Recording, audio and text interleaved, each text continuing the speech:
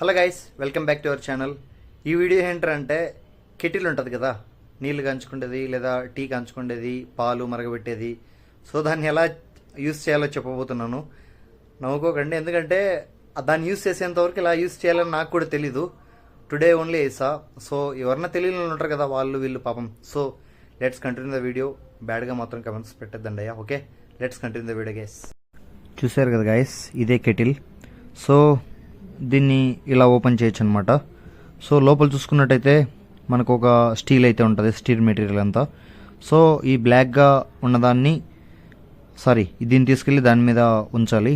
ఉంచిన తర్వాత సింపుల్ ఆ ప్లగ్ని తీసుకెళ్ళి డైరెక్ట్లో సాకెట్లో పెట్టి మనం యూస్ చేసుకోవచ్చండి. సో నేను పాల ప్యాకెట్ కావాల్సినవన్నీ తెచ్చుకున్నాను, along with my favourite one Boost. Okay, ఇది అన్న వాళ్ళు చెప్పారు, టోన్డ్ మిల్క్ అంటే దీంట్లో వెన్నె తీసేసి ఈ పాలు తయారు చేస్తారంట. లేదు మాకు అంత కావాలంటే అలా ఉంటుంది. సో ఇలా మీరు వేసుకోవచ్చు. సో వేసుకున్న తర్వాత మేమైతే కొద్దిగా వాటర్ అయితే యాడ్ చేసుకున్నాం, ఎందుకంటే అందరికి సరిపోవాలని, obviously telling. After that switch చేసాము. వేసిన తర్వాత అది మీకు ఒక రకమైన సౌండ్ అయితే ఇస్తుంది గైస్. మీరు దాన్ని చూసి సాకు కొడుతుంది అది ఇది అనుకోద్దండి. సో ఆన్ చేసిన తర్వాత మీకు సౌండ్ ఈ విధంగా అయితే వినిపిస్తుంది.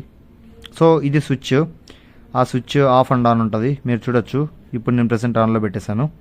సో మీకు ఎక్కువ టైం అయితే పట్టదనమాట, త్వరగా పొంగిపోతుంది. సో మీరు కానీ డిలే చేస్తే మాలాగా సఫర్ అవ్వాల్సి వస్తుంది.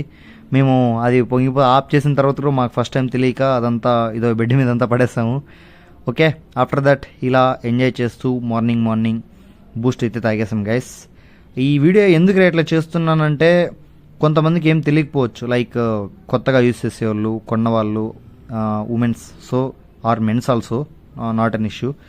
సో అలాంటి వాళ్ళకి తెలియాలని చెప్పి ఈ వీడియో చేయడం. తప్పుగా ఏమి అనుకోవద్దండి, ఏమన్నా తప్పుగా మాట్లాడంటే క్షమించండి.